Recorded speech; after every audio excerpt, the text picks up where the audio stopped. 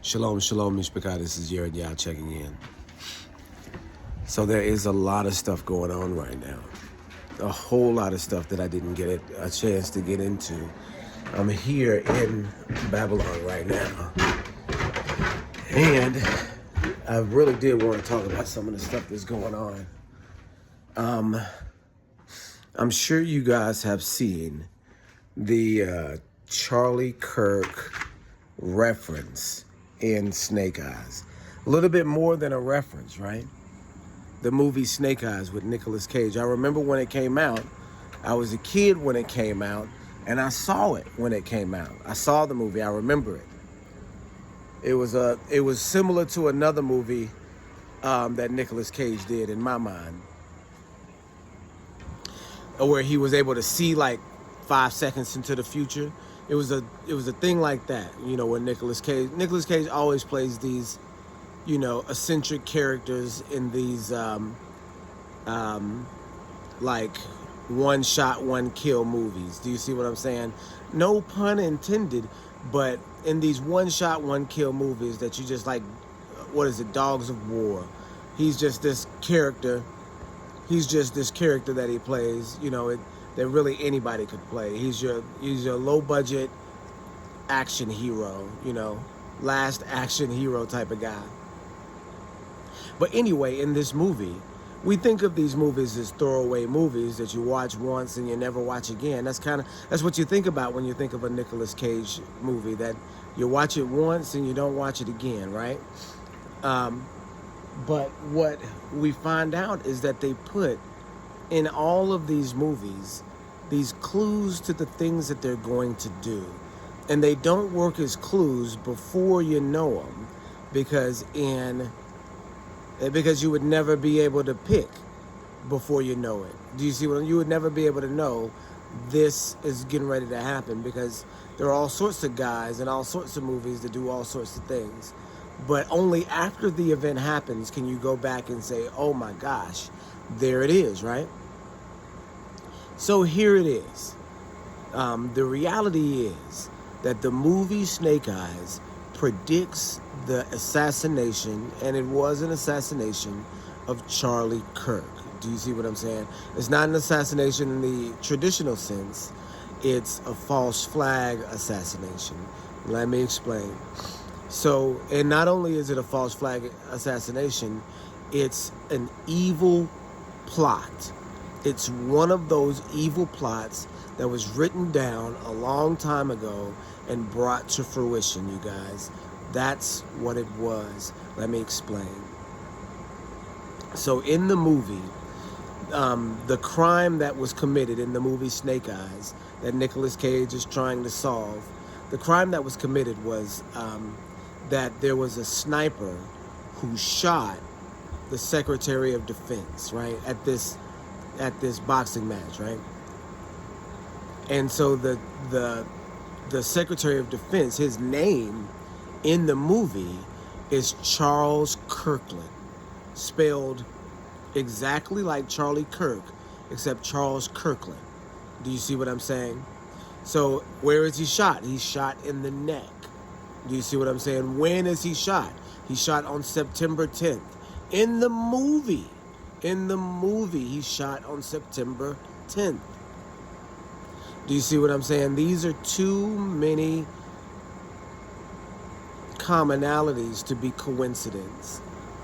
So if we've talked about this on this channel before, if it's not coincidence, what is it? It's the hallmarks of an evil plan, you guys. The hallmarks of an evil plan that they intended to do. The shooter's name is Tyler, right? They've even got Tyler in the movie. Tyler is the name of the boxer that the Secretary of Defense is going to see. The boxer's name is Tyler, right?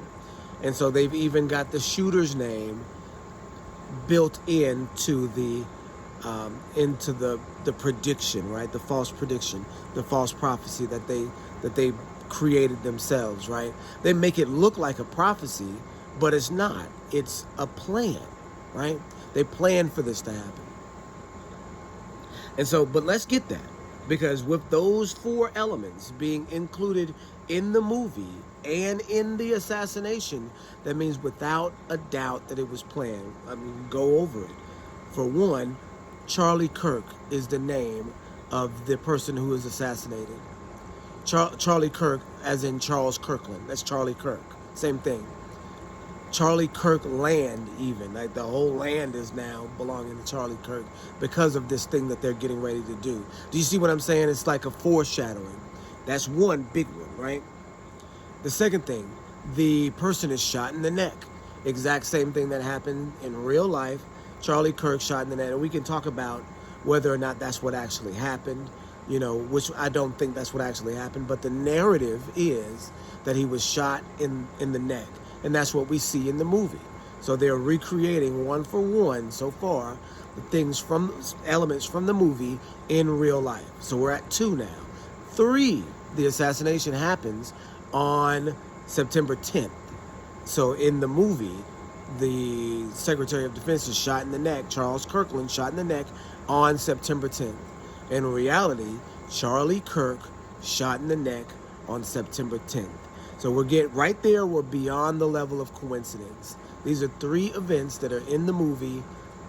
Major components of the movie happen in real life. Major components of the assassination in real life. Do you see what I'm saying? Last one is that the boxer in the movie has the same name as the shooter in reality, Tyler, right? And so we recognize that 4 out of 4 is no chance for coincidence. So no coincidence theories allowed. That's the point. No coincidence theories allowed. You have to understand that Yahweh is working in this, that we are able to see what's happening by the things that Yahweh requires, right? And so the devil has to operate according to law. I mean, the devil has to follow some law. The devil has his own laws because he has a specific purpose. His purpose, being raised up, is to be cast down in the end. So he's abiding in his sphere of reference. And in his sphere of reference, he has to provide clues to what he's going to do. That works for us because we can say, this is what happened. We know now it's a psychological event. We know now that it's been planned for a long time, right? So this is Yah's doing, whether we like it or not, whether we agree with it or not. This is Yah's doing, and I'm going to get to that here in a moment. But what I wanted to talk about first is the concept. You have to look at it for what it absolutely is, you guys. The concept behind it is that you have to see that this was a plan that was planned for at least 30 years. You guys, for at least 30 years. So check this out, you guys. The movie came out in 1998. It is 2025 right now. And so Charlie Kirk was 31. So that means 2025 minus 30, that's 95. So he would have been born in, 94? And the movie came out in 98. So this means that they planned the murder when the boy was born. When he was born, you guys. That means he planned the murder. That means the people who planned this murder planned it when Charlie Kirk was born. You see what I'm saying? At the very latest, if he's born in 94, let's just say he's born in 94, then they planned it. They would have only had the ability to plan it for 4 years. Doesn't that sound like an amount of time to plan a murder in the far future? About 4 years? Doesn't that sound like about how long it may have taken? We know that it had to be around this time because this was the only time when that person existed. Charlie Kirk existed in 1994. Otherwise, you don't have a Charlie Kirk to put into the movie. Otherwise, you don't have the name to include in the movie. So it has to have been, the plan had to have at least have been started. The earliest time it could have been, no, the latest time it could have been started is at his birth. Do you see what I'm saying? The latest time that it could have been started was right at his birth. Do you recognize that this is a 30-year plan?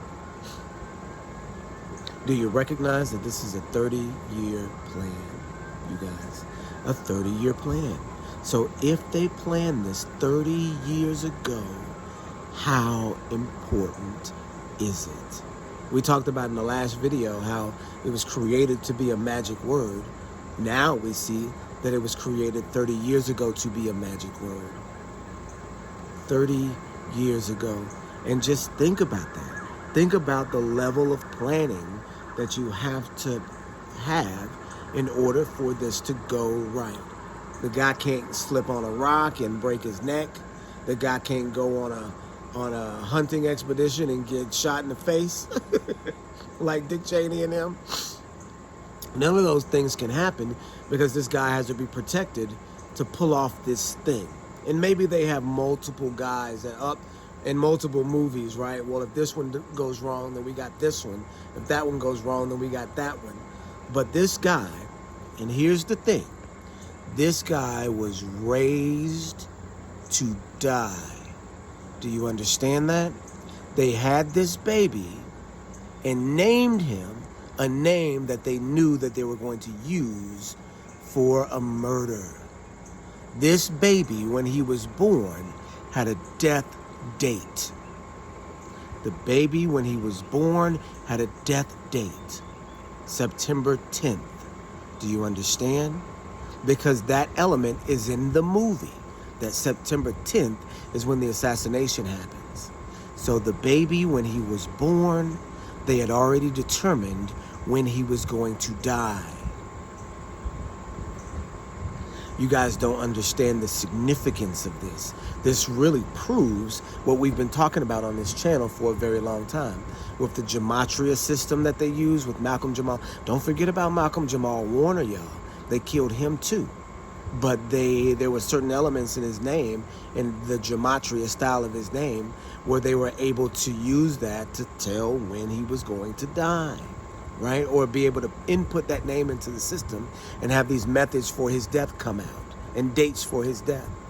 Do you see what I'm saying? The death machine, we talked about how they're using gematria like a death machine, that they're inputting a name, and then whatever it spits out, they're using it like it's a prophecy. That they're doing these things themselves. If they input this name and it comes out skydive, they're going to make this guy die from a skydive accident. If the numbers match for skydive with this guy's name, they may use skydiving to kill this person, right? Well, if that's the case, then you have to set up the scenario and convince him to go and do all these other different things. But this is how they're doing it. This is what they're doing. And this Charlie Kirk thing is proof of what they're doing.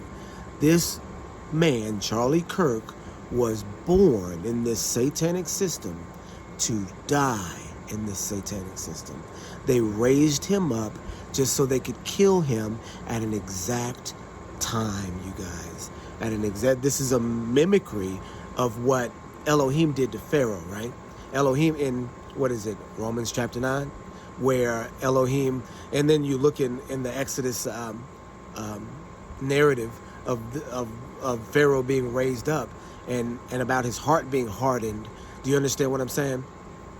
It says in Romans chapter 9 that Pharaoh was raised up. What if, Elohim, willing to have patience on the vessels of destruction, raised up Pharaoh so that he could destroy him, and I need to get it, to show his glory for the vessels of honor, is what the script says. And I'm butchering it, but Paul gives Pharaoh as an example.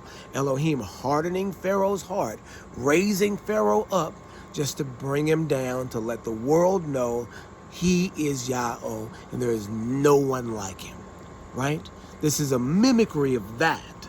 You see what I'm saying? Where you have someone who is born to have this specific purpose, that they've got his death date in mind when he's born. This is the sickness of this cult. They've got this baby who they're naming a specific name so that they can kill him later. 30 years later. And you have to look at the time. You're talking about 94. This is the height of Trumpism. Do you see what I'm saying? I mean, you could say now is the height, but the hype was being created way back then for Trump, right? The hype for Trump was being created in the 80s and the 90s. This is when all his ventures, this is when all the Man of the Year, Time Man of the Year, all the what do you call it?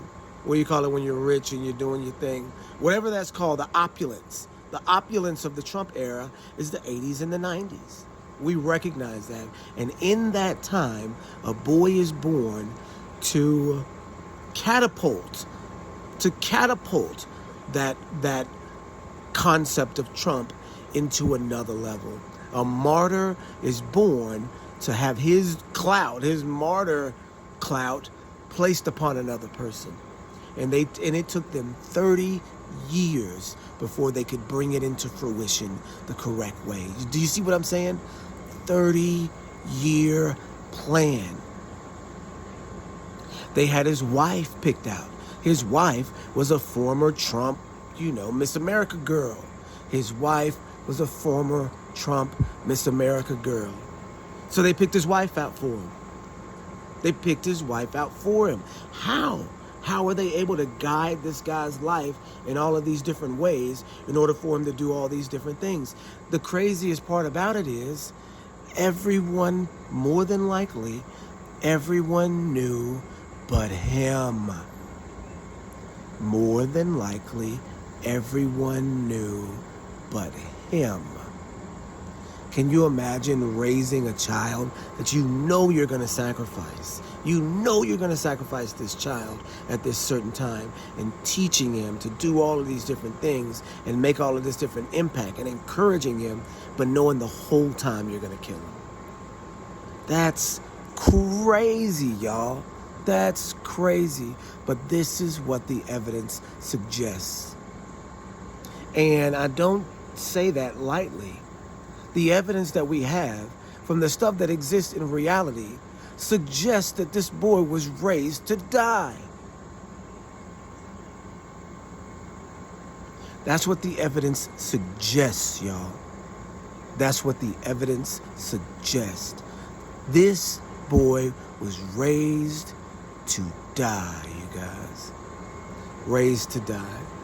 That the plan was put in place in 94 when he was born. He's born, given that name, so they could kill him later. That they raised him in this Republican strata, that they molded him, that they put this wife in front of him that they knew was going to be, that they all knew. You have to understand that they were just now putting out that his company, Turning Point, was being, and remember, this is the first time I've ever heard of a Charlie Kirk when this happened. I had never heard of no Charlie Kirk, but now we all know him. But this guy's company was being looted all the way up into his death, right? The company was being looted, and he started to find out, according to Candace Owens, he started to find out, putting his hands on his hips, and this is the reason why they killed him. No, you guys, no. They were looting his company because they knew he was going to die. They knew it. They knew he was going to die. What's up, Shoot Pete? Yeah, I'll be in there in a minute. They knew he was going to die. That's why they looted his company, because they know that this sacrifice is coming up, and he wasn't going to be able to do nothing about it. So they start stealing. They start busting his company down. They start doing it in ways where he could even see it, because, I mean, what's he going to do about it? He's getting ready to die. They busted him down because they know something that he doesn't. So everybody knows. Everybody, probably not everybody at the doggone show, there's, hundreds of people there, but all his staff, his wife, everybody around him knows this thing is going down. They know it. That's a scary thing, you guys. It's a scary thing to recognize. This is how serious it is. This thing that's going on right now is so serious that they planned it for 30 years. It's such an integral part of what's getting ready to happen with this country that they planned it for 30 years. We see the same thing with the Trump books, that they planned that for 100 years, right? The Trump books, I can't remember the guy's name, but he's the one that wrote about Baron Trump 100 years ago. And he's got a couple books called The Adventures of Baron Trump. And then he's got a book called The Last President. You see what I'm saying? These things are not mistakes. They're not coincidences. But the wild part is that Elohim is controlling all this. Elohim is controlling every single bit of this and using these things as signs for us to see.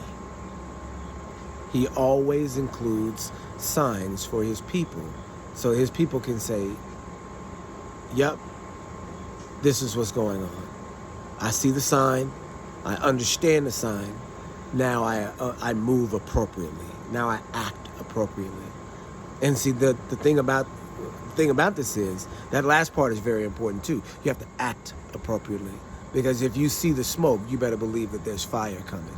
And it may be taking a long time for the fire to get here, but y'all, I'm hearing him say that he's getting ready to invade quote unquote dangerous cities with the military.